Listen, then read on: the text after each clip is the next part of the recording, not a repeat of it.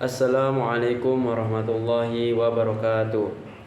Perkenalkan semua, nama saya. Nah, pada kesempatan kali ini saya akan menjelaskan kepada teman-teman semua tentang ushul fikih. Nah, apa saja yang akan saya jelaskan? Nah, di usul fikih ini saya akan menjelaskan dari pengertiannya, objek kajiannya, tujuan usul fikih apa, hubungan dan perbedaan usul fikih dan fikih tersebut apa, dan apa sih urgensi, apa pentingnya dari mempelajari usul fikih ini. Nah, pada kesempatan kali ini saya akan menjelaskan kepada teman-teman semua lebih dalam dan lebih agar kita sama-sama mengetahui apa itu usul fikih. Nah, langsung saja saya akan menjelaskan dari pengertiannya.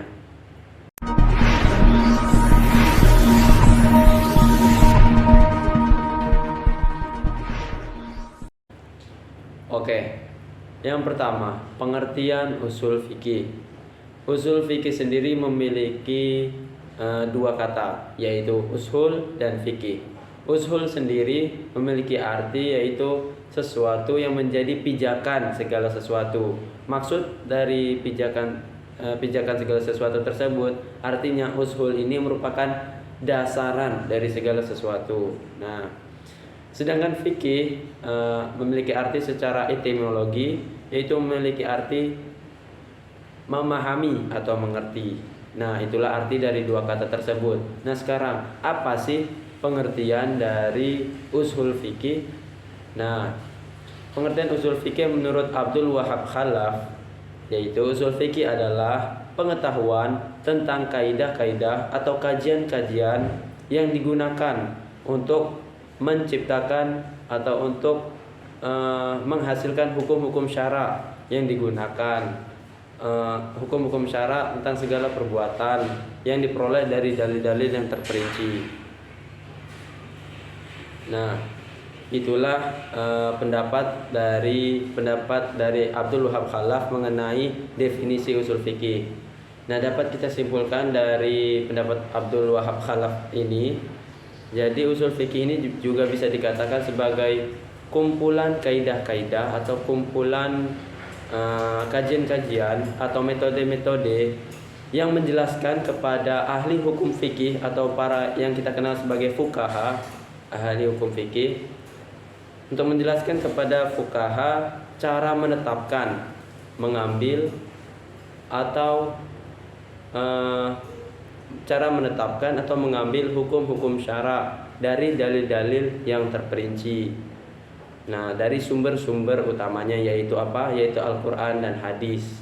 Nah, itulah pengertian atau sedikit penjelasan mengenai pengertian dari usul fikih. Nah, sekarang kita akan membahas yang kedua, yaitu objek kajian usul fikih. Nah, objek kajian usul fikih di sini ada 4, teman-teman. Yang pertama yaitu pembahasan tentang hukum-hukum syara. Yang kedua, pembahasan tentang sumber dan dalil-dalil hukum. Yang ketiga, pembahasan tentang cara menggali atau menetapkan cara menggali dari sumber dan dalil-dalil hukum. Yang keempat yaitu pembahasan tentang ijtihad. Nah, itulah keempat objek kajian dari usul fikih. Nah, sekarang kita akan membahas tentang tujuan dari usul fikih. Nah, semua ilmu pasti memiliki tujuannya masing-masing. Begitu juga dengan usul fikih. Usul fikih memiliki tujuannya juga.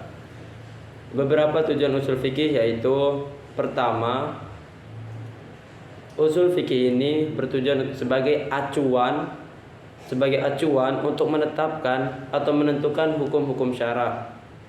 Nah, yang kedua, untuk agar tidak terjadi penyimpangan dan penyalahgunaan sumber dan dalil-dalil hukum. Bayangkan saja jika kita tidak mengetahui usul fikih. Nah, bayangkan saja jika tidak ada usul fikih, ataupun jika ada tetapi kita tidak mengetahui usul fikih ini, maka apa yang terjadi? Maka pastilah akan terjadi penyalahgunaan atau penyimpangan. Kenapa? Karena seperti poin yang pertama tadi, usul fikih ini dijadikan tolak ukur atau dijadikan acuan dalam apa? Dalam menentukan dan dalam apa? Dalam menentukan dan menetapkan hukum-hukum syara. Nah, jika tidak ada acuan, maka tidak akan terjadi ketetapan. Jadi pasti akan terjadi penyimpangan dan penyalahgunaan. Nah, itulah beberapa tujuan dari usul fikih. Sebenarnya masih banyak lagi tujuan-tujuan tersebut, tapi saya dapat menyampaikan beberapa sebagian saja. Lalu pembahasan selanjutnya yaitu mengenai hubungan antara usul fikih dan fikih. Nah, pasti kita pada bingung apa sih hubungannya dari usul fikih dan fikih tersebut. Nah, jika membahas hubungan usul fikih dan fikih ini bisa dikatakan sangat erat. Saking eratnya bisa kita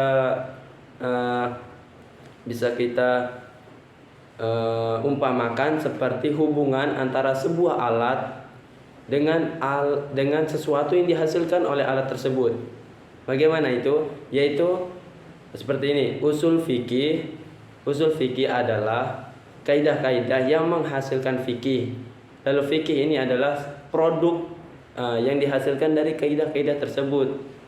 Nah, begitulah hubungan mereka. Jadi usul fikih melahirkan fikih, dan fikih tidak akan lahir tanpa adanya usul fikih. Itulah hubungan antara usul fikih dan fikih. Nah, selain hubungan juga ada perbedaan, teman-teman. Nah, di sini saya akan menjelaskan perbedaan.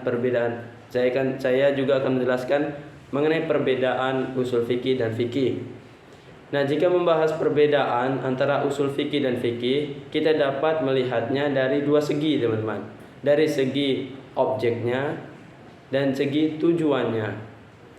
Nah, pertama dari segi objeknya. Nah, objek kajian ilmu usul fikih ini adalah dalil-dalil yang menetapkan hukum syara. Dalil itu sendiri membahas metode dan istinbat. Nah, sedangkan objek kajian ilmu fikih yaitu sebuah perbuatan seorang mukallaf yang ditinjau dari segi hukumnya. Apakah perbuatan tersebut termasuk haram, apakah wajib, apakah sunnah, ataupun makruh, dan lain-lainnya. Nah, itulah objek kajian fikih. Nah, lalu kita bahas selanjutnya yaitu dari segi tujuannya. Pertama, tujuan ilmu usul fikih. Tujuan ilmu usul fikih adalah untuk menetapkan kaidah-kaidah pada dalil-dalil untuk menghasilkan hukum syara. Sedangkan tujuan dari ilmu fikih ini adalah untuk mengetahui status hukum pada seseorang.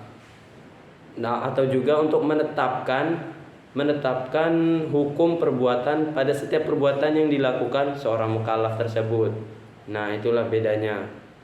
Nah, dapat kita simpulkan secara jelas, jadi sangat berbeda sekali ya. Jika kita sudah lihat dari objeknya dan tujuannya, sangat berbeda sekali. Nah, dapat saya simpulkan agar teman-teman lebih paham. Jadi ilmu fikih ini yaitu membahas tentang hukum dari aspek perbuatan. Apakah dia haram, wajib, makruh, dan lain-lainnya. Nah, sedangkan ilmu usul fikih ini menjelaskan proses atau bagaimana cara menetapkan hukum tersebut. Nah, itulah perbedaan dari usul fikih dan fikih. Nah, sekarang kita membahas poin terakhir yaitu tentang urgensi usul fikih. Nah, jika kita mendengar kata urgensi usul fikih, jadi pasti kita memikirkan apa sih pentingnya mempelajari usul fikih tersebut.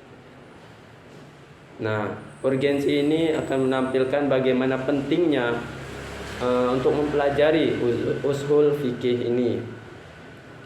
Usul fikih. Untuk mempelajari usul fikih ini, kenapa? Usul fikih ini sangat penting, teman-teman. Kenapa? Bayangkan saja, jika tidak ada usul fikih, maka apa yang terjadi tadi? Pasti akan terjadi penyimpangan, pasti akan terjadi penyalahgunaan. Nah, ada juga urgensi lainnya untuk mengapa kita mempelajari usul fikih ini. Mempelajari usul fikih ini sangat penting, teman-teman. Bayangkan saja, usul fikih ini kan menjelaskan bagaimana cara mereka menetapkan hukum. Nah, sekarang ini kita tahu bahwa oh ini halal, oh ini haram, oh ini wajib, dan oh ini sunnah. Nah, kita hanya mengetahui bahwa hukum tersebut atau fikih tersebut hasil produk dari usul fikih. Kita hanya tahu hasil tersebut saja, tetapi kita tidak tahu bagaimana cara proses penetapan hukum tersebut. Kita hanya tahu apa itu haram, apa itu wajib. Nah, kita hanya tahu seperti itu. Nah, bayangkan saja jika kita mengetahui, mempelajari usul fikih, maka kita akan lebih paham dan lebih mengetahui bukan hanya hukumnya saja. Oh itu haram, oh itu wajib, oh itu makruh dan lain-lain. Bukan hanya hukumnya saja, bukan hanya fikihnya saja, tetapi kita juga tahu ushul fikihnya. Bagaimana cara menetapkan fikihnya, bagaimana cara menetapkan sumber hukumnya, bagaimana cara menetapkan hukumnya, apakah itu wajib, apakah itu sunnah. Nah, jadi teman-teman, jika kita mempelajari usul fikih, maka kita akan pasti lebih mengetahui pertama prosesnya, proses bagaimana hukum tersebut ditetapkan. Nah, lalu baru kita juga tahu alasan kenapa hukum tersebut dikatakan wajib dan sunnah. Nah, jika kita tahu, maka pasti kita akan lebih yakin dan lebih percaya bahwa hukum tersebut memang wajib dan sunnah. Nah, begitulah urgensi dari mempelajari usul fikih. Semoga teman-teman semua paham apa yang sudah saya sampaikan. Baik, begitu saja yang dapat saya sampaikan. Terima kasih dan mohon maaf apabila ada kekurangannya. Saya akhiri dengan mengucapkan wabillahi taufiq wal hidayah. Wassalamualaikum warahmatullahi wabarakatuh.